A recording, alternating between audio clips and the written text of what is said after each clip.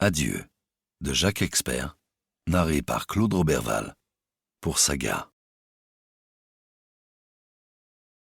Prologue.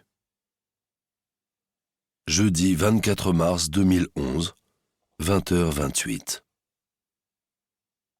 Je n'aime pas beaucoup parler de moi. Aussi, je serai bref.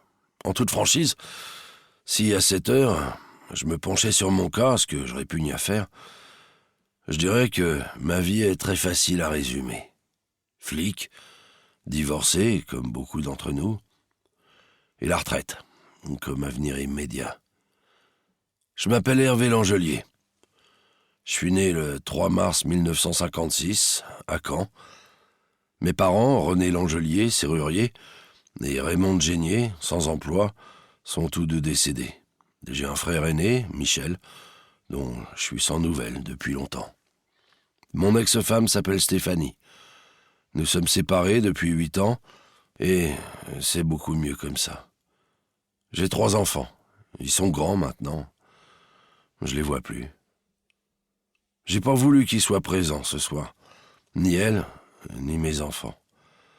Après tout ce temps passé, après tant d'incompréhension, je crois aussi qu'ils seraient pas venus. Le refus serait légitime. Je reconnais que je les ai bien trop fait souffrir pour qu'ils acceptent de fêter mon départ à la retraite. Qu'est-ce que je pourrais leur dire ? Que je regrette ? Non. Car je n'éprouve aucun remords et ils m'ont pas manqué. J'ai passé tant d'années séparé d'eux que ce soir, je peux continuer sans eux. C'est trop tard, désormais. J'ai poursuivi ma vie, et eux, la leur. Nos chemins ne peuvent plus se croiser. Je me suis beaucoup trop éloigné, et je suis incapable de revenir en arrière. Ma vie continuera sans ma femme, ni mes gosses. Pourtant, même si vous ne me croyez pas, j'affirme ici que je les ai toujours aimés. J'ai appris à me passer d'eux. Et surtout, j'ai pas voulu les entraîner avec moi. Tout ce que j'ai fait, je devais l'accomplir seul. Et tant pis si je les ai perdus. Il y a 6 ou 7 mois, je sais plus très bien, ils m'ont nommé commissaire principal. J'ai 55 ans depuis 3 semaines. Et ce soir, je vais quitter ce métier qui m'a tout pris. Jusqu'à ceux auxquels je tenais le plus. Je vois rien de plus à ajouter. Sauf, peut-être répéter que je pars à la retraite sans le moindre regret. Avec impatience même. On a été généreux avec moi et on m'a dispensé de venir travailler demain vendredi. Je quitte ce métier avec 1 jour d'avance. Combien sont venus à mon pot de départ ? Sur le carton d'invitation, le rendez-vous avait été fixé à 19h. J'étais sur place quelques minutes avant. J'ai jamais aimé être en retard. À la demi, seuls 2 anciens collègues étaient là. Tramont, que j'ai eu sous mes ordres à Boulogne, et Bertin, qui a fait l'école des commissaires avec moi. Je sais pas pourquoi il est venu, celui-là. Il a fait sa carrière en province, et en 30 ans, je l'ai eu que 2 ou 3 fois au téléphone. « Oh putain, ça nous rajeunit pas tout ça ?» m'a-t-il dit en arrivant. Les jours de départ à la retraite, c'est la phrase qu'on entend le plus, et ça devient vite lassant. À les voir perdus, tous les deux dans la grande salle, un verre de vin rouge à la main, fallait bien s'occuper dans ce désert, et Bertin en était déjà à son 3e. Je me suis demandé si la soirée allait pas être un fiasco. Finalement, vers 8h30, nous étions presque au complet. Bon, c'était pas la grande foule, hein, mais il y avait suffisamment de monde pour donner l'impression que la soirée serait réussie. Un peu plus tôt, alors que je bénéficiais d'un instant de répit, j'avais essayé de les compter. Une petite 50aine. Pour l'occasion, j'ai mis une cravate, gris perle. Celle que j'avais le jour de mon mariage, c'est dire si elle date. Il y a si longtemps que j'en porte plus que j'ai dû m'y reprendre à plusieurs reprises, Le pan supérieur était toujours plus court que l'autre. J'ai choisi mon costume bleu, le seul qui tienne encore le coup. Mes mocassins noirs sont cirés, comme neufs. Ce matin, je suis allé chez le coiffeur. Il m'a rasé le crâne, qui, sous les néons, luit comme un soleil. « Vous êtes magnifique, patron !» m'a dit, ravi, le lieutenant Sylvie Battel à mon arrivée. Je suis tellement négligé d'habitude. J'ai compris qu'elle était soulagée que j'ai soigné mon apparence pour mes adieux. J'ai un défaut, tout le monde vous le dira. Je fume trop. Au point, je le sais, que l'odeur du tabac froid imprègne mes vêtements. Mes dents ont jauni, mais je m'en moque. Il y a longtemps que je me soucie plus de moi. Ce soir, j'en suis déjà à ma 3e cigarette. J'ai aussi une qualité. J'ai bonne mémoire. Malgré les années, je les reconnais encore tous. Pourtant, parmi les collègues présents, il y en a que j'ai pas revus depuis plus de 25 ans. J'ai partagé mon bureau avec plusieurs d'entre eux. D'autres ont été un jour ou l'autre sous mes ordres. Ils ont tous beaucoup changé. Les années qui passent sont vicieuses. Et le métier de flic laisse des traces. Mais ceux que je reconnais le moins bien sont ceux qui sont déjà retraités. Bon Dieu, ils ont pris 100 ans dans la tronche. Presque des vieillards, usés par des années de boulot et une retraite qui leur réussit pas. Ils semblent contents de me retrouver. Ils disent, sans doute pour me faire plaisir, que j'ai pas changé. Certains ont tenu à m'embrasser chaleureusement, l'air de dire « Bienvenue au club ». Ceux-là, ces vieux avant l'âge, ont paru surpris que je les appelle par leur prénom, comme si les années passées loin de la police les avaient effacés de la mémoire de ceux qui travaillent toujours. Ils apprécient que je me souvienne si bien d'eux. J'évoque un souvenir, une anecdote, et je les vois revivre. Alors certains me prennent dans leurs bras. Et je me laisse faire. C'est fou à quel point ce métier vous prend et vous lâche jamais. Je sais toutefois que plus d'une centaine d'invitations ont été lancées et que beaucoup d'absents n'ont pas pris la peine de s'excuser. En réalité, je m'en moque. J'ai qu'une hâte, en finir et rentrer chez moi. Et peu importe ce qui surviendra ensuite. D'autres ont affectueusement tapoté mon crâne luisant. Plus jeune, j'avais une magnifique tignasse, d'un brun bien dense. J'ai commencé à perdre mes cheveux à partir de la quarantaine, comme la plupart des hommes. Certains jours, ils me restaient dans la main, par touffe entière. Je les regardais, un peu dubitatif, avant de les jeter dans le lavabo. Perdre ma tignasse, je m'en foutais, mais je sais pourquoi je les ai perdus aussi vite. Et c'est pas une simple question d'âge. J'ai le temps d'observer l'assistance. Ceux de mes collègues qui travaillent encore évoquent les affaires qui les occupent, parlent de leurs enfants, de leur vie. Ils trouvent que le métier est de plus en plus difficile et disent que j'ai bien de la chance de quitter ce merdier. Ils comptent les semaines et les mois qui les séparent encore de l'acquis. Quant aux autres, je vois bien que la retraite les a plongés dans un abîme de nostalgie. Et en les voyant si perdus, à l'affût de la moindre nouvelle, je ne peux m'empêcher de me demander si, un jour, je serai comme eux, et dans combien de temps. Organiser ce pot de départ, j'y tenais pas. J'aurais préféré partir discrètement, faire le tour du commissariat, saluer mes hommes et m'éclipser. « Pas question !» m'a-t-on dit. Alors, je me suis laissé faire. Mes adjoints du commissariat de Meudon, où j'ai terminé ma carrière, ont voulu tout organiser. Ils ont fouillé dans mon passé et mon carnet d'adresses, et ils ont lancé les invitations. Sylvie Battel a été l'une des plus actives. Elle a senti mon inquiétude et a tenu à me rassurer. Il n'y aura que des gens qui vous apprécient. Elle a ajouté, toute fière. Certains vont faire plusieurs centaines de kilomètres rien que pour vous. Si elle savait à quel point ses adieux à 32 ans de carrière dans la police m'ennuient. Ma seule exigence, que cette fête reste entre nous. Et je lui ai donné les noms de ceux que je ne voulais pas voir. Elle s'en est étonnée, mais elle a déclaré qu'elle respecterait ma consigne.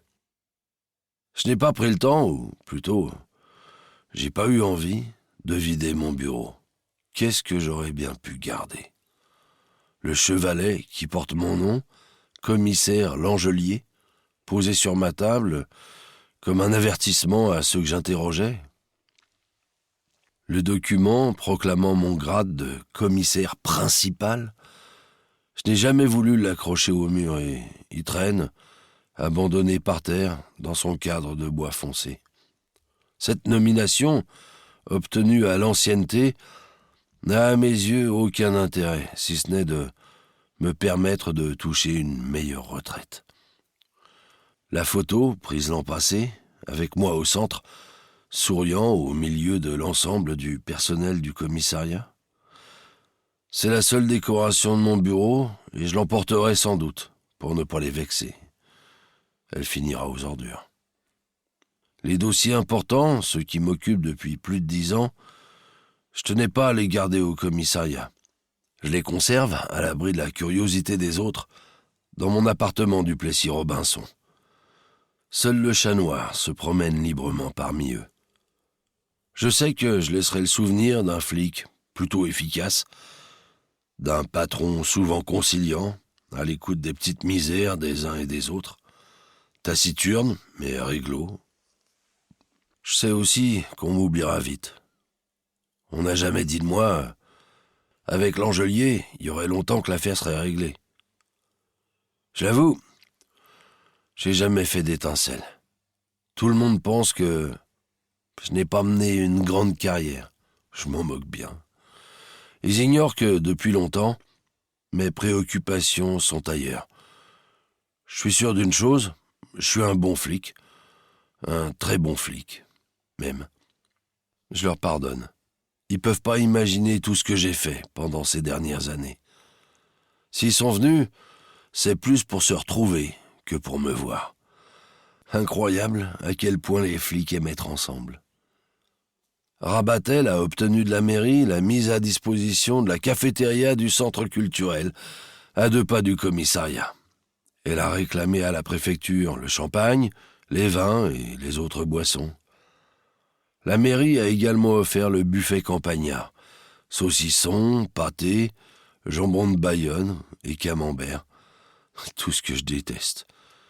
Les tables ont été poussées dans un coin et la pièce paraît bien trop vaste pour la 50aine de personnes présentes. On n'attend plus que le maire pour commencer les festivités.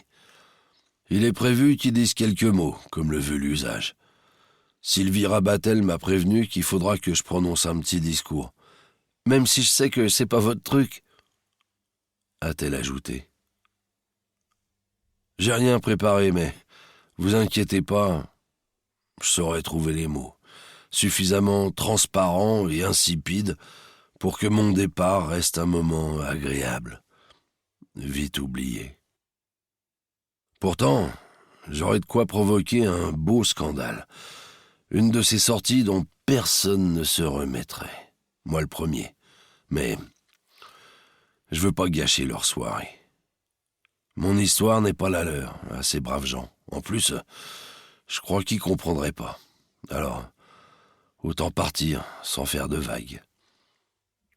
Ma revanche, j'ai tout le temps pour la prendre, maintenant que je suis plus flic. Bref, nous allons passer une soirée tranquille à rabâcher nos souvenirs.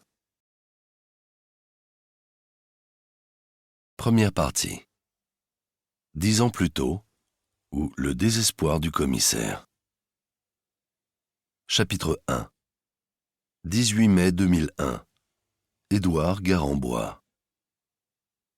Édouard embrasse Anne sur le front. Puis elle lui offre sa bouche si bien dessinée. Il y dépose un second baiser et il demande aux enfants s'ils se sont lavés les mains. Ombeline et son petit frère Benoît montrent leurs paumes. Édouard adore le moment où il passe à table avec les siens. Le baiser à sa femme et les mains propres de ses enfants font partie de ses habitudes qui le réjouissent.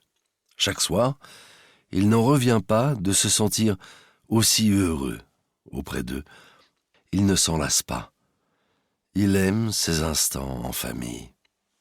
Le repas est toujours joyeux, animé. Il a de la chance d'avoir épousé cette femme 13 ans plus tôt. Anne est l'épouse idéale, la mère parfaite, belle, désirable, délicieuse, toujours gaie et cuisinière hors pair. Ils ont 2 enfants magnifiques, dont elle suit avec application les progrès à l'école. Ils les ont inscrits à La Source, une école privée mais laïque, insiste-t-il, auprès de leurs amis. Elle a choisi d'abandonner son travail dans une agence de publicité réputée pour se consacrer à eux, sans le moindre regret. Afin de s'occuper, car cette femme ne saurait rester inactive, elle donne 3 après-midi par semaine des cours d'alphabétisation dans une association caritative du 20e arrondissement de Paris. Ses amis voudraient qu'elle s'investisse davantage, qu'elle se lance, pourquoi pas, en politique. Mais elle a refusé. Rien au monde ne pourrait l'écarter de sa priorité, cette famille qui la comble de bonheur. Son mari leur assure un confort matériel appréciable grâce à sa situation de directeur financier dans un important groupe pharmaceutique. Ils ont quitté Paris il y a 3 ans pour un vaste pavillon de Meulière, à Clamart, sur une parcelle de 320 mètres carrés, dont ils sont propriétaires. Elle en a assuré avec goût la décoration et s'occupe du jardin avec passion. Au fond du terrain, elle a même planté des tomates. Elle donne si bien qu'ils ont de quoi tenir tout l'été. Ce soir, en entrée, elle a préparé une salade toute simple, agrémentée de cette huile d'olive délicieuse qu'ils ont rapportée de leurs vacances en Sicile et de quelques gouttes d'un vinaigre balsamique hors de prix acheté samedi dernier à la grande épicerie du Bon Marché. Ils s'étaient promenés avec les enfants dans le 6e, comme ils le font régulièrement. Elle en avait profité pour acheter une robe noire chez Apostrophe, rue Bonaparte, si sexy qu'Édouard lui avait demandé de la porter après l'essayage pour le seul plaisir de la lui retirer avant de faire l'amour une fois rentrés chez eux. Leur suite parentale occupe tout le dernier étage de la maison et offre une vue incomparable sur Paris. Sur la droite, ils aperçoivent la tour Eiffel. Souvent, ils se lèvent dans la nuit pour la deviner, éteinte, imposante, statue sombre. Leur vie pourrait se résumer en quelques mots, ceux d'un bonheur idéal, sans nuages. Mais ils sont tellement heureux qu'ils n'en parlent jamais. Souvent, après le dîner, alors que les enfants sont déjà couchés, ils aiment s'installer dans le salon et bavarder, moment complice qui n'appartient qu'à eux. Anne allume une cigarette, Édouard parle de sa journée, de son travail.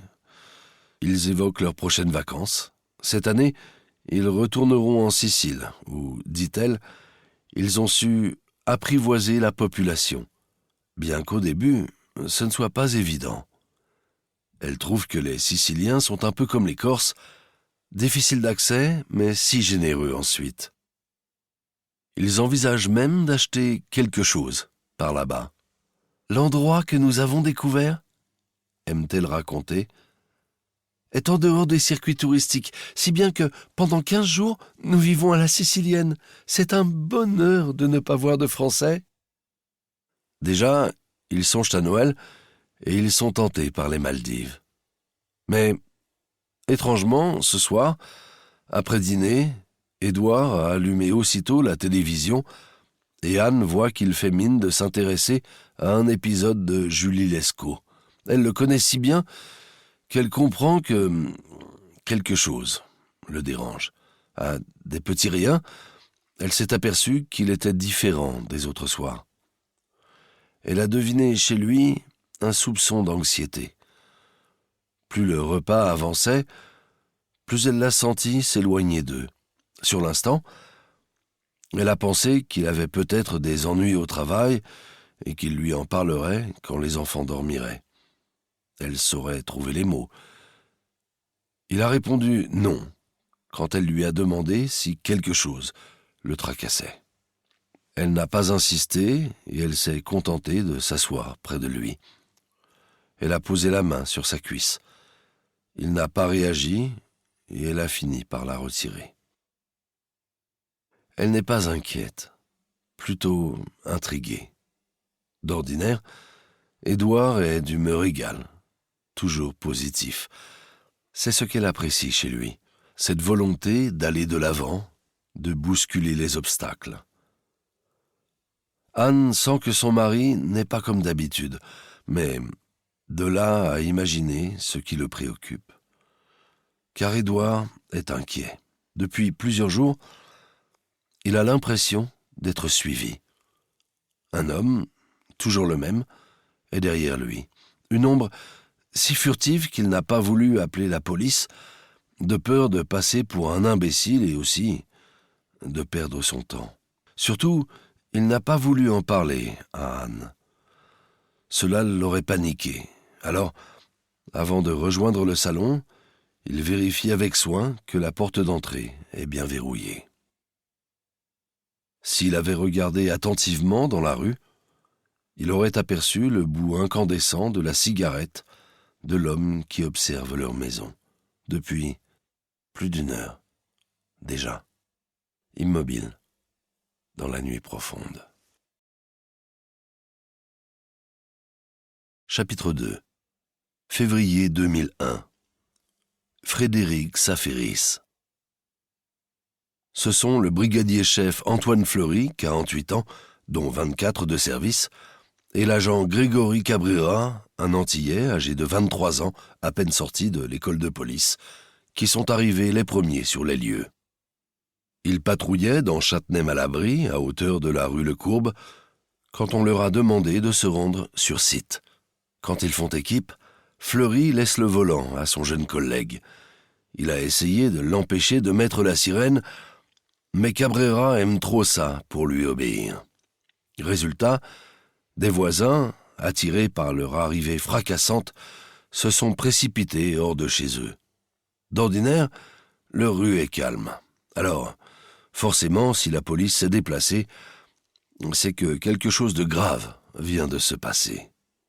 Les noms de Fleury et Cabrera figurent en bonne place dans le rapport qui sera remis plus tard au commissaire Hervé Langelier.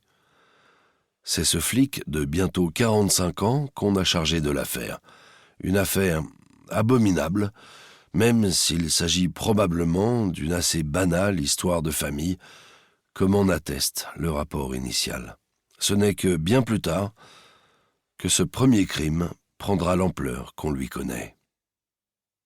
Les deux policiers se sont garés devant le 48 de la rue Pasteur à 8h21 le 20 février 2001. Un homme qui s'était présenté au téléphone comme un voisin avait donné l'alerte au commissariat avec ces simples mots. « Allez au numéro 48 de la rue Pasteur. Des meurtres y ont été commis. » L'homme s'était exprimé sans aucune émotion dans la voix et avait raccroché. Le policier, qui avait pris l'appel, un certain Léquipier, n'avait pas eu le temps de lui demander son identité, mais il avait décidé d'avertir la voiture de service en tournée dans la ville. C'est ainsi que, 12 minutes plus tard, Antoine Fleury pénétrait le premier dans le pavillon, après avoir constaté que la porte d'entrée était entr'ouverte. Il a d'abord sonné, mais sans résultat. « C'est pas normal !» a-t-il dit, avant d'ordonner. « On entre !» Il a poussé la porte délicatement de la main et il a crié, en faisant un pas dans le salon. « Police ! Y a quelqu'un ?» La maison est restée silencieuse, tandis que le brigadier-chef a pris à droite en direction du salon. Le gardien Cabrera a ouvert la porte de la cuisine, sur la gauche. Il a d'abord constaté que tout y était en ordre. Il a vu la vaisselle rangée sur l'évier, la table recouverte d'une nappe blanche impeccable, le bouquet de fleurs, une marmite de terre brune posée sur la cuisinière. C'est seulement quelques secondes plus tard qu'il a aperçu le corps d'une femme, identifié par la suite comme celui d'Estelle Saferis. Elle est allongée sur le carrelage, derrière la table, la gorge tranchée, les cheveux bruns noyés dans une flaque de sang séché. Les mains sont jointes sur un chemisier turquoise couvert de sang. Le jeune policier est resté plusieurs secondes à la regarder, incrédule, incapable de bouger ni d'appeler. C'est le premier cadavre qu'il voit de sa vie. Il n'a pas eu la force ou le courage d'approcher. Ce qu'il a découvert lui semble si irréel. Puis, il a poussé un cri, presque un cri de panique. « Fleury, viens vite, vite !» Il a continué à hurler sa peur quand le brigadier-chef l'a enfin rejoint. Il l'a regardé se pencher sur le corps et l'a entendu dire « Pauvre femme, un vrai massacre !» Fleury est sorti précipitamment, abandonnant son coéquipier. Il a rejoint la voiture garée dans l'allée. « Restez à l'écart !» a-t-il ordonné aux 3 ou 4 curieux qui s'approchaient. Eux aussi ont entendu le jeune flic hurler. Pour éviter que sa conversation ne soit écoutée, Antoine Fleury s'est enfermé dans la Renault. Puis, par radio, il a alerté son central. « J'ai un homicide, au 48 rue Pasteur. Passez-moi le patron. » Le brigadier-chef a fait une rapide description de leur découverte à son responsable. « T'es sûr qu'elle est morte ?» lui a demandé le commissaire Jean-Charles Rachidi. « Certain, elle s'est vidée de son sang. Pauvre femme, on lui a tranché la gorge. C'est pas beau à voir, je vous jure. Faut envoyer du monde. » Le commissaire lui a recommandé de ne toucher à rien et d'attendre les secours. Ensuite, comme le veut la procédure, il a appelé la PJ. Il est tombé sur Hervé Langelier. « J'arrive », a annoncé Langelier. « Et surtout, vous touchez à rien. »« Tu nous prends pour des brêles ?» n'a pu s'empêcher de répliquer le patron de Châtenay-Malabry, qui a déjà compris que l'affaire allait lui échapper. Quand il est revenu dans la cuisine, le brigadier-chef a constaté que le jeune policier n'avait pas bougé. Il était toujours là, immobile, comme tétanisé par la vision de ce corps de femme martyrisé. Il lui a tapé sur l'épaule avec douceur. « Faut sortir maintenant, Cabrera. » Le jeune policier n'a pas semblé entendre, et il a fallu que Fleury l'attrape par le bras et l'entraîne à l'extérieur. « T'as touché à rien, au moins ?» Grégory Cabrera a fait non de la tête. « Les collègues arrivent ? Ils seront là dans une dizaine de minutes. Bouge pas d'ici. Faut que tu te reprennes, Grégory. C'est pas le moment de craquer. »« Oui », est parvenu à articuler le gardien de la paix. Puis, désignant la petite foule qui les interpelle pour savoir ce qui se passe, Fleury lui a dit « Empêche-les d'approcher, je vais faire le tour de la baraque. » À la vue de tous, le brigadier-chef a sorti son arme et il est reparti vers le pavillon. Il sait qu'il devrait attendre les renforts, mais cela a été plus fort que lui, il a eu besoin d'y retourner. Il a fait une première halte dans la cuisine. Il s'est approché et il a observé avec plus de précision le corps de la femme. Il a tenté de lui donner un âge, la trentaine. Il a noté que la pièce était parfaitement en ordre, aucun signe de lutte. Il s'est dit que la femme avait dû être tuée par surprise et qu'elle n'avait pas eu le temps de résister à son agresseur. Sur le carrelage, il a relevé des traces de pas rouges sortant de la cuisine jusqu'à la porte d'entrée. Un indice, songe-t-il. Le tueur a laissé ses empreintes de godasse. À vue de nez, c'est du 44. A-t-il constaté avec satisfaction, avant de reculer avec précaution et de comprendre que ces traces étaient celles de ses propres pas. Merde! Tout à l'heure, il s'était approché de trop près du cadavre. Il sait que le patron va l'engueuler. Un instant, il a songé à les effacer, mais ce serait pire. Il a inspecté ses semelles. Le sang s'était infiltré dans les rainures. Au fond de la pièce, Il a aperçu l'escalier qui descend à la cave. Il s'en est approché, l'arme pointée, mais il n'a pas eu le cran de s'y aventurer seul. Il a choisi d'aller jeter un œil à l'étage. Au pied des marches, il a crié à nouveau. « Y a quelqu'un ? C'est la police !» Aucune réponse, aucun bruit. Il est monté rapidement et, pour se donner du courage, il a encore hurlé « Police ! Police !» Il a débouché sur un long couloir dont toutes les portes sont fermées. Il a poussé la première, réalisant qu'il venait de laisser ses empreintes sur la poignée. C'est la salle de bain. Elle est vide, en ordre. Il l'a refermée. Il a pris conscience qu'il devrait abandonner. Longtemps, il se demandera ce qui l'a poussé à continuer. Sur la porte suivante est écrit en lettres de bois colorées « Jonathan ». La chambre d'un gosse. Cette fois, il a pris la précaution de tirer sur la manche de son uniforme pour tourner la poignée. Il a aussitôt aperçu un petit garçon en train de dormir, les draps remontés jusqu'au cou, les yeux clos. Il a hésité à le réveiller. Il a craint de lui faire peur, craint aussi que le gamin ne découvre le cadavre de sa maman. Il a refermé la porte et, soudain, il s'est ravisé. À cette heure-là, le petit garçon ne devrait pas dormir. Ce n'est pas normal. Il est revenu dans la pièce et s'est approché du petit en chuchotant. « Jonathan, Jonathan !» Comme l'enfant n'a pas réagi, il a parlé plus fort, il a crié, il s'est presque affolé. « Jonathan, réveille-toi !» Pas de réaction. Fleury a relevé le drap et il a pris la main gauche de l'enfant. Elle était si froide qu'il l'a lâchée aussitôt. Elle a rebondi sur le matelas. Le brigadier-chef a réalisé que l'enfant était mort. En reculant, son pied a heurté un monstre en plastique qui est allé buter contre un oreiller posé au pied du lit. En sueur, il a fait un pas en arrière. C'est la première fois qu'il découvre le corps d'un enfant. Il a songé un instant à redescendre. Il aurait tant voulu n'avoir rien vu. Mais il a choisi de continuer à explorer l'étage. Brandissant son arme à bout de bras, il a hurlé une nouvelle fois « Police !» en poussant la porte de l'autre côté du couloir. La chambre des parents. Elle est vide, bien rangée, elle aussi. Le lit n'a pas été défait. Sur la table de nuit, il a saisi un cadre avec la photo en couleur de 2 enfants. Il a reconnu le gamin à côté d'une petite fille, un peu plus jeune. L'angoisse l'a submergé et il s'est précipité vers la 3e chambre, oubliant cette fois de poser un pan de sa chemise sur la poignée de la porte. Il a eu peur de ce qu'il allait découvrir.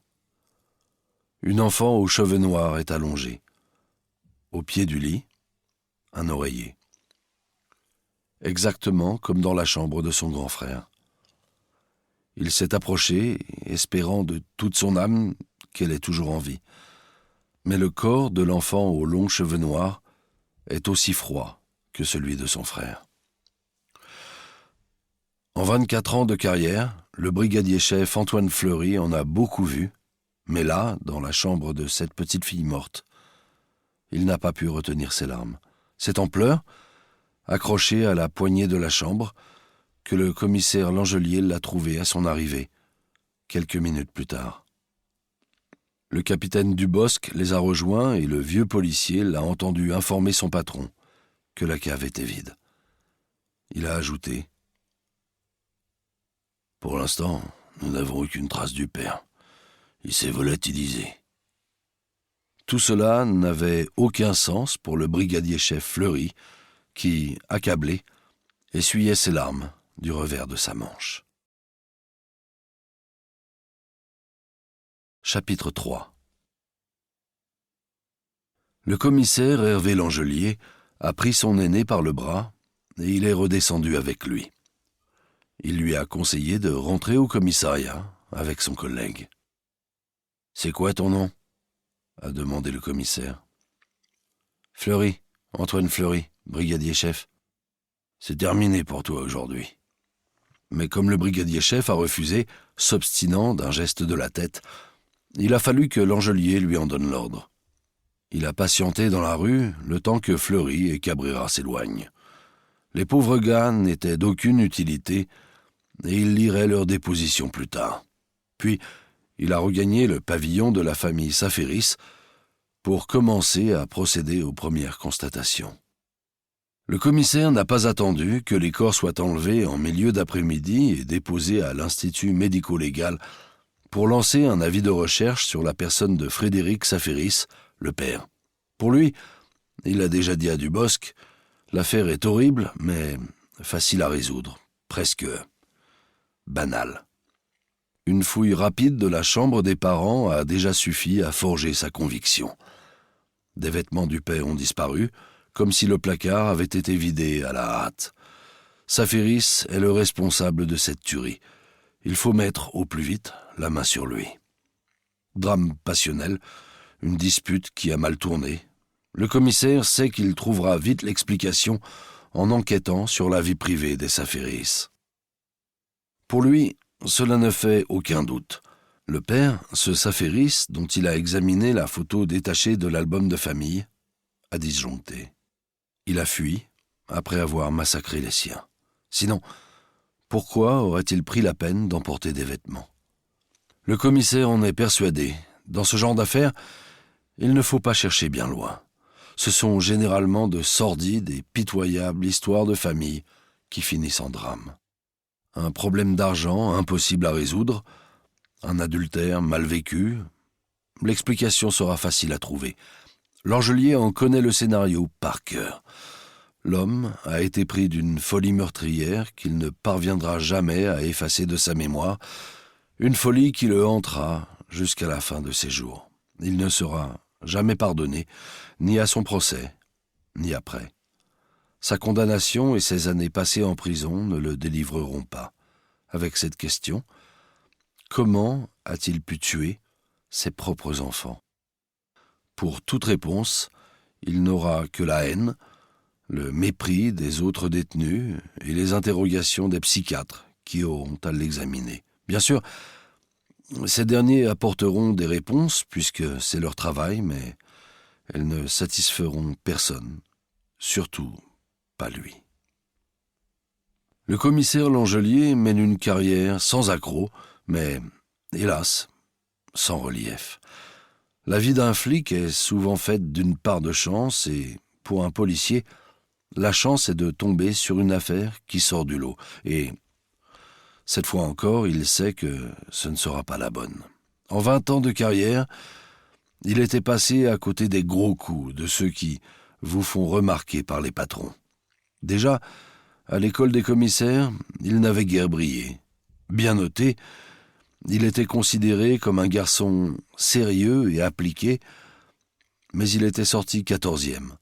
Loin, derrière son copain Jean-Louis Ferracci, le major de la promotion, sous les ordres duquel il travaille maintenant à la PJ des Hauts-de-Seine.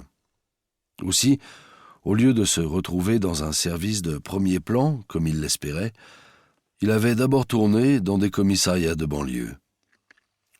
Gennevilliers, pour commencer, le Plessis-Robinson, ensuite. Nommé commissaire à Clermont-Ferrand, il y était resté 3 ans sans qu'intervienne aucune affaire importante qui aurait pu intéresser la presse nationale. Il s'y était ennuyé ferme et il lui avait été impossible de se faire à la vie de ce « trou », comme il disait. Alors, par miracle, il avait obtenu, sans le demander, sa mutation en région parisienne. Nommé ici, à la PJ du 92, on lui avait raconté que Ferracci avait beaucoup insisté pour qu'il rejoigne son unité. On parlait de piston. Et aujourd'hui, il se retrouvait sous ses ordres. Mais Hervé Langelier ne s'est jamais posé la question dans ces termes, car Ferracci est son ami depuis toujours. Ensuite, Langelier était monté en grade à l'ancienneté, et parce qu'il n'avait jamais fait de vagues. Il ne se plaint pas, ne rechigne jamais quand il s'agit de planquer des nuits entières. C'est apprécié dans la police. Il admire l'ambition de Ferracci, sa réussite, Mais il n'a jamais envié la carrière de son vieux compagnon. Il lui obéit, sans état d'âme. Il sait qu'il pourra toujours compter sur lui. Surtout, il a un avantage sur Ferracci. Il se contente de ce qu'il a. Tandis qu'il laisse les gars de la scientifique s'agiter dans tous les sens, il se dit que ce triple homicide ne l'aidera pas à sortir de l'anonymat. Souvent, ce genre d'affaires se règle très vite. L'assassin est rapidement retrouvé. Il est arrêté au comble du désespoir, ou alors il se suicide, incapable de survivre à son geste fou. Une affaire banale de plus dans sa vie banale de flic. Il doit retrouver le fuyard. Ce n'est qu'une question de temps et de patience. Ces types-là ne vont pas très loin. C'est pour cette raison que Ferracci lui laissera l'affaire. Les premières constatations menées dans la maison ne font que confirmer sa conviction. Aucune porte ni fenêtre n'a été forcée, aucune trace de résistance. La famille a été tuée par surprise. Les enfants, pendant leur sommeil. La femme, sans doute la première.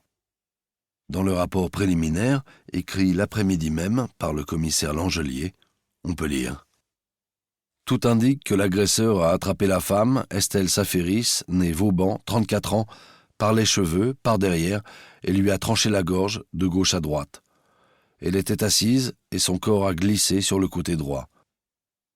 Une mèche de cheveux bruns a été relevée sur le lieu du crime à côté du corps, dans une flaque de sang de 22 cm sur 13. La mèche a été déposée au laboratoire en vue d'analyse, mais tout indique déjà que ce sont les cheveux d'Estelle Saferis. L'autopsie des victimes est en cours. L'arme, vraisemblablement un couteau de cuisine, n'a pas été retrouvée. Le pavillon ne comporte aucune trace d'effraction. Les crimes ont été commis après le dîner composé de poulet rôti et de pommes de terre à l'eau. Les restes du repas ont été rangés dans le réfrigérateur. La cuisine a été nettoyée et la vaisselle faite. Un verre de whisky trouvé sur la table basse du salon n'a révélé aucune empreinte digitale exploitable. Une enquête de voisinage a été menée. Les premiers témoignages recueillis parlent d'une famille sans histoire, bien intégrée au quartier. Dans les jours suivants, une information judiciaire a été ouverte pour en savoir plus sur la personnalité de Saferis, le père disparu. Les PV d'audition figurent au dossier, numéro 42 à 51 de la procédure. Un mandat d'arrêt a été lancé sur la personne de Frédéric Saferis, né le 17 avril 1963. Profession, cadre commercial chez Bouygues Télécom, à Vélizy, Hauts-de-Seine. Le véhicule familial, une Renault Espace, a disparu. Les seules empreintes relevées dans la maison sont celles du père, de la femme, des enfants et de la femme de ménage, Samira Saifi, 44 ans. Les autres, à peine lisibles, ont peu de chances de pouvoir être exploités, a conclu Langelier dans son rapport. Il a volontairement occulté les traces laissées par Fleury qui, sans cela, auraient risqué des ennuis. À quoi bon le charger ? La déposition de la femme de ménage n'a pu être recueillie à son domicile que le surlendemain du crime, par le lieutenant Christophe Poulain. Victime d'une crise de nerfs en apprenant la nouvelle, elle a dû être hospitalisée pendant 24 heures. Samira Saifi, de nationalité algérienne, a confirmé au lieutenant Poulain qu'elle travaillait tous les après-midi chez les Saferis. Elle allait chercher les enfants à l'école et les gardait jusqu'au retour de la mère, décrite comme une personne exigeante, s'occupant parfaitement de son foyer. À la question « Avez-vous relevé des tensions dans le couple Saferis ?» Elle a répondu « Pas à ma connaissance, je croisais très rarement M. Saferis. Je peux vous dire que c'était un homme gentil. » Elle a ajouté qu'elle ne se mêlait pas de ces affaires-là et qu'elle était très attachée aux enfants. Dans son rapport, le lieutenant Poulain a indiqué que Samira Saifi a été prise d'une crise de larmes à l'évocation des enfants et qu'il n'a pas pu poursuivre son interrogatoire. Il a noté, en conclusion, « La femme de ménage est incapable d'apporter des éléments tangibles à l'enquête en cours et il faudra la réentendre dès que son état le permettra. » Les enquêteurs n'ont pas pris cette peine. Samira Saifi ne leur apprendrait rien de plus. Elle a vite été écartée de la liste des suspects potentiels et des témoins exploitables. Les témoignages des collègues de travail de Safiris, corroborés par ceux des proches de sa femme, ont été plus explicites. Dans le procès-verbal numéro 63, également signé par l'inspecteur Poulain, Églantine Fortin, 37 ans, sans profession, a signalé qu'Estelle Safiris lui avait fait part de ses doutes sur la fidélité de son mari. Cette femme s'est présentée de sa propre initiative au commissariat de Châtenay-Malabry, où sa déposition a été enregistrée. Elle se considérait comme la meilleure amie d'Estelle Safiris, qui lui aurait affirmé qu'elle était de plus en plus assaillie par le doute. Églantine Fortin a décrit Safiris comme un homme distant et calculateur. Sans en avoir la preuve précise, elle était persuadée qu'il trompait sa femme. « Il y avait qu'à voir comment il me regardait », a-t-elle tenu à préciser. Elle a cependant admis que Safiris ne lui avait jamais fait de proposition déplacée. « Il savait que je m'en serais plainte à son épouse, il était trop malin pour ça. » Estelle lui avait d'ailleurs déclaré que le jour où elle aurait la preuve de ses infidélités, elle n'hésiterait pas à demander le divorce. L'existence d'une maîtresse a ensuite été confirmée par Sylvain Autin, collègue de travail et partenaire de tennis de Safiris. Ils jouaient ensemble tous les samedis matins au Forest-Hill de Meudon-la-Forêt. Son témoignage, recueilli par le capitaine Damien Dubosc, figure sous le numéro 70. Safiris y est décrit comme amateur de jolies femmes. Safiris lui aurait confié que sa femme était d'une jalousie maladive, ajoutant « Si un jour elle l'apprend, ça va chauffer pour mon matricule ». 2 jours après le triple crime, Safiris n'a toujours pas été retrouvé. Les policiers, Langelier le premier, sont plus que jamais convaincus de sa culpabilité. Et s'ils veulent retrouver la piste du fuyard, il leur faut maintenant retrouver sa maîtresse, tant ils sont persuadés que cette femme a beaucoup de choses à leur dire. Chapitre 4. La Renault Espace marron de Frédéric Safiris a été retrouvée sur le parking de la gare de Châtenay-Malabry dans l'après-midi du 22 janvier. Elle n'était pas fermée à clé. Le rapport de police indiquera qu'aucune effraction n'a été relevée et que les clés étaient rangées dans la boîte à gants.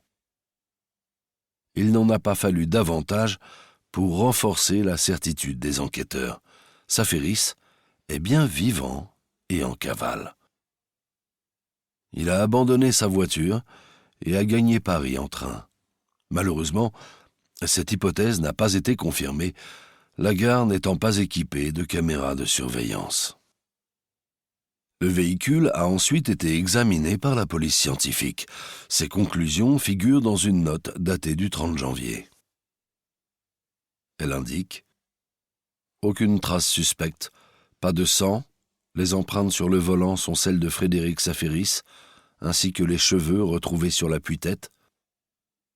Le véhicule a 32 517 km au compteur et le réservoir contient encore 43 litres de diesel.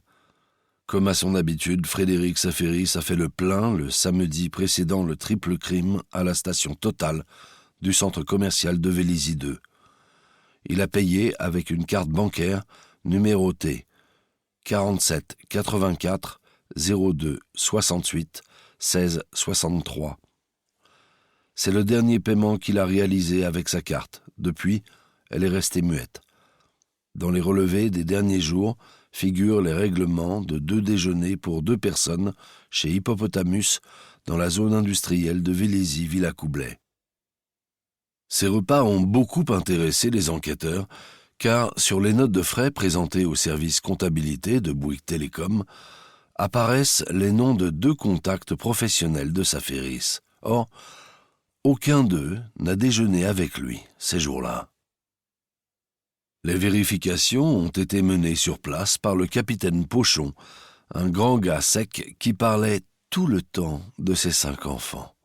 Grâce au témoignage du directeur du restaurant ainsi que des serveurs, Il a été établi que Frédéric Saferis y déjeunait régulièrement avec une femme blonde d'une trentaine d'années. À ce jour, 72 heures après la découverte du crime, les enquêteurs ne sont pas parvenus à l'identifier. Mais c'est désormais l'une de leurs priorités, sinon leur principale. Pour eux, il n'y a aucun doute. Cette femme blonde est la maîtresse qu'ils recherchent. Elle les conduira peut-être à Saferis, toujours en fuite, malgré une large diffusion de sa photo. « Trouvez la femme, vous trouverez le bonhomme », a dit Langelier à ses hommes. « Cette affaire sera vite réglée, croyez-moi. » Jamais il ne leur avait semblé aussi sûr de lui. Sarah Houdin n'a été identifiée que 4 jours plus tard grâce au témoignage du portier de jour de l'hôtel Forest Hill, mitoyen de l'Hippopotamus. Sarah Houdin était bien la maîtresse de Frédéric Saferis. Leur liaison durait depuis 5 mois. Ils se retrouvaient 2 fois par semaine au restaurant et rejoignaient ensuite la chambre que leur sous-louait le portier de l'hôtel de 14 à 15 heures. C'était facile pour lui, car l'hôtel était quasiment vide à cette heure-là. Sachant qu'il risquait son poste, il avait beaucoup hésité avant de signaler ses faits à la police. Il avait reconnu l'homme recherché dont le portrait avait été publié en page 5 du Parisien. Dans la procédure, le procès-verbal de son témoignage porte le numéro 83. Il y est indiqué qu'il louait la chambre 75 €, payés en liquide, et que Frédéric Saferis et Sarah Houdin s'y sont retrouvés pour la dernière fois l'avant-veille du triple homicide. Le portier a sûrement longtemps regretté d'avoir aidé la police, car il a été licencié pour faute grave le lendemain de son témoignage. Dans sa déposition, Sarah Houdin a reconnu sans difficulté cette liaison. Elle a été placée en garde à vue pendant 11 heures et relâchée, faute d'éléments à charge. Elle a 29 ans, est divorcée, sans enfant. Elle travaille comme assistante de direction chez Peugeot, dans la zone industrielle de Vélizy-Villacoublay. Elle réside au numéro 8 de l'avenue Raymond Poincaré, à Clamart. La perquisition menée à son domicile n'a pas permis de démontrer que Frédéric Saferis était passé chez elle avant ou après le drame. Voici quelques extraits de sa déposition relevée par le commissaire Langelier en personne et consignée sous le numéro 92. À la question « Qu'attendiez-vous de cette relation ?» elle a répondu « Notre relation était purement sexuelle. » Frédéric Saferis parlait-il de son couple ? Jamais, c'est un sujet que nous n'abordions pas. Je savais dès le début de notre relation que Frédéric ne quitterait pas sa femme. Les choses étaient très claires entre nous. À la question « Lui avez-vous demandé de quitter sa famille pour vivre avec vous ?» elle a répondu, sans hésitation « Non, jamais. » Elle a refusé de donner des détails sur leur relation, se contentant de répliquer que Frédéric Saferis était un homme doux et attentionné. Elle a indiqué qu'ils s'étaient rencontrés à la boulangerie Paul du centre commercial de Vélizy 2. C'est lui qui l'avait abordé. Ils avaient échangé leur numéro de téléphone professionnel et Frédéric Saferis l'avait rappelé l'après-midi même pour l'inviter à déjeuner le lendemain. Ils s'étaient revus 3 jours plus tard et elle avait accepté de le suivre à l'hôtel. Selon elle, le portier n'avait pas semblé surpris de le voir et elle en avait conclu que ce n'était pas la première fois qu'il amenait une femme dans cet hôtel. « Cela ne me posait aucun problème ?» a-t-elle précisé. « Car cet homme me plaisait, j'étais libre, et je ne cherchais qu'une relation sexuelle, après un mariage qui avait tourné à la catastrophe. » Son ex-mari a confirmé aux enquêteurs qu'il avait rompu tout lien avec elle. Il a indiqué que cela ne l'étonnait pas qu'elle ait un amant, car elle avait un fort appétit sexuel, et que c'était à cause de ses nombreuses liaisons extra-conjugales qu'il l'avait quittée. « J'en avais marre de porter les cornes », a-t-il plaisanté. À la question « Avez-vous vu Frédéric Saferis depuis le 20 janvier ?» Sarah Houdin a été catégorique et a répondu par la négative. Elle n'a pas cherché à le joindre, comme en attestent ses relevés téléphoniques, affirmant qu'il restait parfois plusieurs jours sans se parler. C'est toujours lui qui téléphonait pour me donner rendez-vous, car je savais que son travail l'éloignait souvent. Elle a précisé qu'il lui avait expressément demandé de ne jamais l'appeler. Il se méfiait de sa secrétaire. Il ne lui en avait pas parlé, mais elle avait compris que sa femme était jalouse et qu'il devait être très prudent. Elle a ajouté que cette situation lui convenait parfaitement. Chacun de nous était libre. De mon côté, je ne me privais pas de fréquenter d'autres hommes. Sur la question cruciale du triple assassinat de Châtenay-Malabry, elle a étonné les policiers en indiquant qu'elle n'avait pas fait le lien entre ces crimes dont elle avait vaguement entendu parler et son amant. Les enquêteurs ont d'abord cru qu'elle se moquait d'eux, mais elle ne s'est pas démontée. « Je vous assure, » a-t-elle ajouté avec une belle candeur, « je ne lis pas les journaux, surtout quand ils parlent de crimes et d'autres horreurs de ce genre. » Elle a soutenu sans sourciller qu'elle ignorait que la famille Saferis avait été massacrée. Sur ce point, les enquêteurs ne sont pas arrivés à la croire. Le PV est explicite à ce sujet. Enfin, à la question « Pensez-vous qu'il ait été capable de tuer sa femme et ses enfants ?» Elle a été formelle. Frédéric était trop attaché à sa vie et à ses enfants pour faire une chose pareille. Elle a raconté aux enquêteurs qu'un jour, il lui avait montré la photo de ses 2 enfants rangés dans son portefeuille, Jonathan et une petite fille dont elle avait oublié le prénom. Ça se voyait qu'il aimait ses enfants. Personnellement, cela ne m'a fait ni chaud ni froid, mais s'il restait avec sa femme, ce ne pouvait être qu'à cause d'eux. Elle a tenu à préciser que c'était la seule fois qu'ils avaient parlé de sa famille.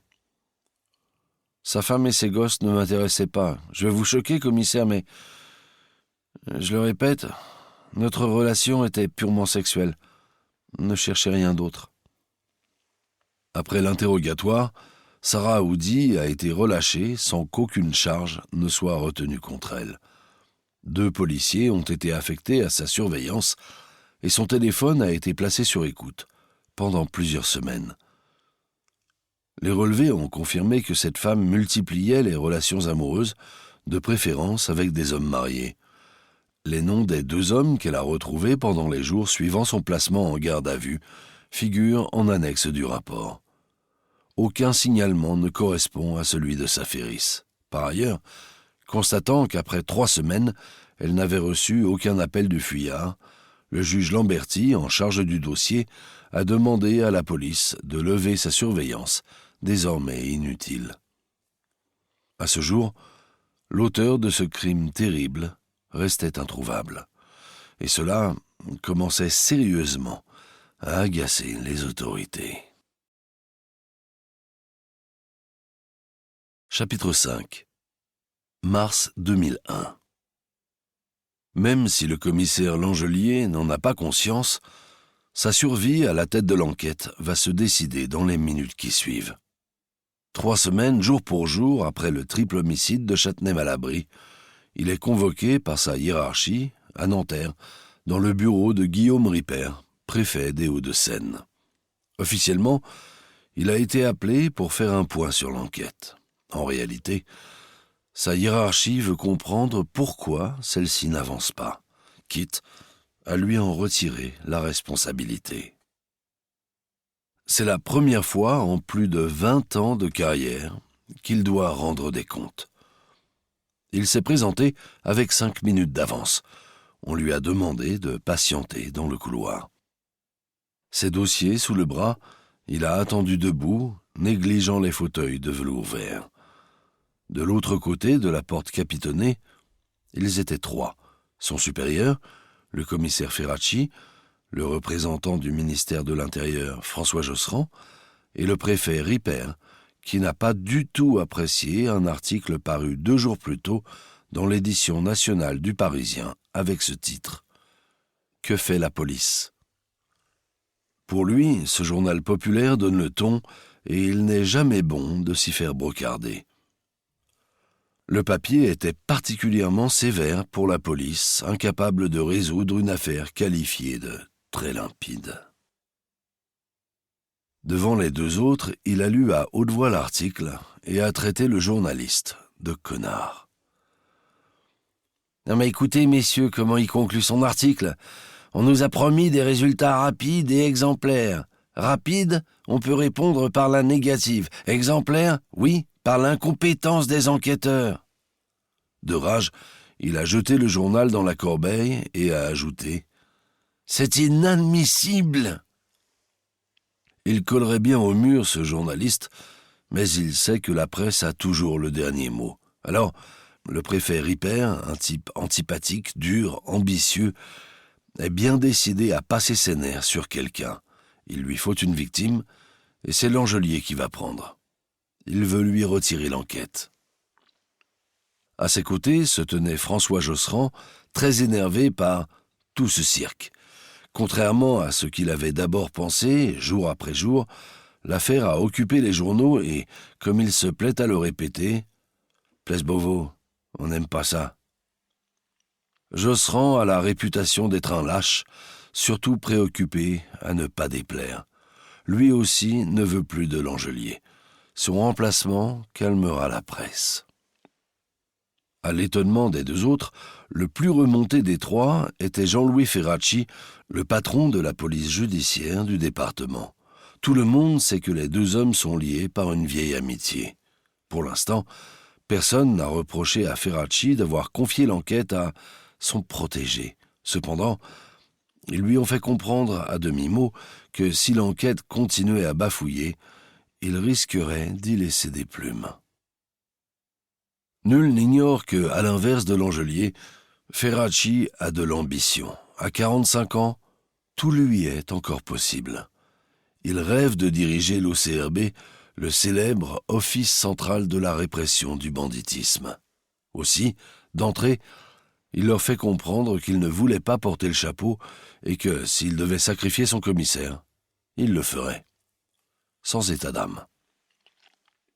Ripper et Josserand ont été surpris qu'il envisage de lâcher ainsi son subordonné, mais ils ont apprécié. En réalité, il n'a pas trouvé de meilleure attitude pour le protéger. Ainsi, pour les satisfaire, il a émis de sérieuses réserves sur les capacités de Langelier. Il a brossé de lui le portrait sans concession d'un flic sans envergure. C'est un bon policier, mais il n'est pas taillé pour une telle affaire. Il manque de flair. Les deux autres ont approuvé. « Je suis d'accord avec vous, commissaire », a lâché Josserand. « Il n'est pas à la hauteur. » Lorsqu'il a pénétré dans le bureau, Hervé Langelier était loin d'imaginer que son sort était scellé. Il était confiant. Les dossiers qu'il a apportés avec lui témoigneront, si besoin est, de la qualité de son travail et de celui de son équipe. Les visages sévères du préfet et du représentant de l'Intérieur ne l'inquiétaient pas. Il pourra compter sur le soutien de Ferracci. C'est un flic, et il sait que lui et ses hommes ont fait le maximum. Bien sûr, Langelier est prêt à reconnaître qu'après 3 semaines, son enquête est au point mort. Ce n'est pourtant pas l'énergie qui a manqué à son équipe. Résoudre l'affaire de Châtenay-Malabry a été leur priorité jusqu'à négliger tout le reste. Ils ont exploré tant de pistes, celle d'un rôdeur, d'un familier, d'une vengeance. Ces dossiers peuvent en témoigner. 28 suspects potentiels ont été interpellés et interrogés. Tout ce travail a été mené en vain et désormais, une seule certitude s'impose. Et c'est cette conviction que Langelier est venu présenter, sans crainte pour son avenir. Saferis a massacré sa famille et a disparu, a résumé le commissaire. La seule chose qu'on peut me reprocher est de ne pas avoir encore réussi à le localiser. Selon certains, l'homme est en fuite. D'autres pensent qu'il s'est suicidé et que son corps gît quelque part. Mais, compte tenu de la personnalité de Saferis, cette hypothèse a peu de partisans. et il a asséné, sûr de lui. « Ce n'est pas la mienne. Aussi, j'ai concentré tous mes efforts à la recherche d'un homme en cavale. » Devant l'absence de réaction de ses trois interlocuteurs, il leur a répété, avec une assurance que Ripper ne supporte pas. « Ce n'est qu'une affaire de temps, messieurs. J'en suis totalement convaincu. » Il a poursuivi, sûr de son fait. Son dossier était solide, même s'il était fondé en partie sur des convictions. Mais il sait aussi qu'ils attendent ses explications sur ce point crucial. Comment l'assassin a-t-il pu lui échapper? Là encore, Langelier est confiant. Il n'a rien négligé, jusqu'aux appels les plus farfelus. La photo de Safiris a été largement diffusée et relayée par la plupart des journaux qui se sont passionnés pour l'affaire. Près d'une cinquantaine de vérifications ont été effectuées, sans résultat. Safiris a été aperçu partout, jusqu'à l'île de Sein, où une femme a affirmé que sa voisine hébergeait le présumé criminel. En fait, son mari était parti vivre avec une autre habitante de l'île. La femme n'avait rien trouvé de mieux pour se venger.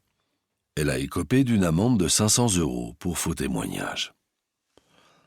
La piste la plus crédible est venue de Toulouse.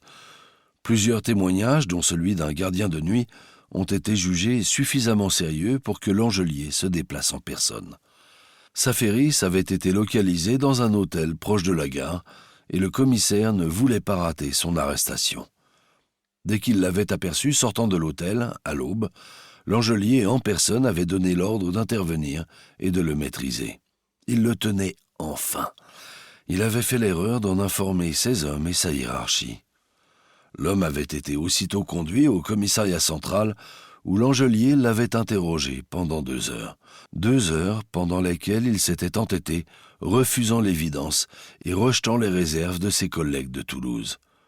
L'homme ressemblait à Safiris de façon étonnante, même âge, même couleur d'yeux et de cheveux, mais bien qu'il eût sans doute des choses à se reprocher et du mal à expliquer sa présence à Toulouse, il n'avait rien à voir avec Safiris. Langelier avait fini par se rendre à l'évidence. Cet homme n'était pas celui qu'il recherchait et il l'avait abandonné aux policiers de Toulouse. Dépité, il avait dû téléphoner pour reconnaître son erreur. Cependant, l'épisode de Toulouse avait laissé des traces à la brigade et Langelier avait été blessé bien plus qu'il ne l'avait montré. À partir de ce moment, et sans que quiconque ose le dire ouvertement, certaines personnes étaient convaincues que Safiris leur avait échappé, peut-être de façon définitive. La chance du commissaire Langelier a été de n'avoir jamais ressenti l'hostilité de ces 3 juges. Il s'est même trouvé très convaincant sur la conduite de son enquête. Convaincant encore quand il leur a affirmé: l'arrestation de Safiris n'est qu'une question de jours. Quand nous l'aurons, l'affaire sera résolue. Nous ne demandons qu'à vous croire, a conclu dubitatif le préfet Ripper. Ils lui ont demandé de quitter la pièce. Nous espérons que vous avez apprécié cet aperçu. Pour continuer à écouter ce livre audio sur Google Play Livres, utilisez le lien dans la description de la vidéo.